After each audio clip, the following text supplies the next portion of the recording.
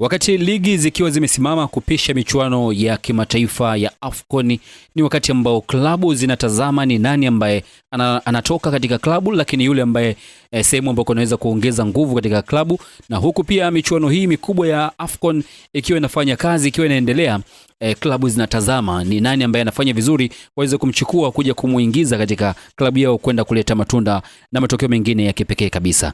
Kumekuwa na tetesi zikizungumza juu ya kiungo mshambuliaji wa klabu ya Simba Jean Ahoua kuondoka ndani ya kikosi cha Simba katika dirisha dogo la usajili. Je, habari hiyo imekaje? Ungana nasi hapa ndani ya Chikao Media, lakini nakukumbusha kuweza kusubscribe, lakini pia kuruhusu notification ili uweze kuzipata taarifa zote ambazo tutakuwa tunakuwekea hapa kila siku kila saa ndani ya Chikao Media. Mimi naitwa George Chikao. Tuendelee na habari. Kumekuwa na tetesi ambazo zinazungumza juu ya kiungo mshambuliaji wa klabu ya Simba Jean Ahoua kuondoka kwenye kikosi cha timu hiyo katika dirisha dogo la usajili na kuibukia Raja Casablanca, timu ambayo inanolewa na kocha Fadlu Davids ambaye aliwahi kuwa kocha wa Simba.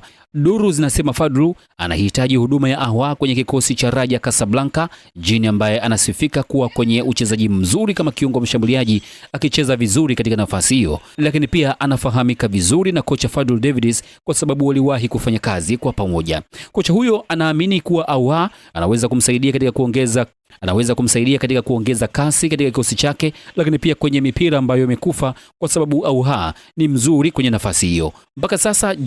Mpaka sasa mkataba wa Jean Ahoua pale Simba unakwenda mwishoni, na kumekuwa kuna tetesi za ndani kabisa za taarifa za ndani zinazoaminika zikisema kwamba huenda ikawa timu ya Simba ikamwachia Jean Ahoua katika dirisha hili dogo la usajili, kwa sababu Simba wanaona bora wafaidike kwa kumuuza Jean kuliko kumwacha akiondoka akiwa mchezaji huru.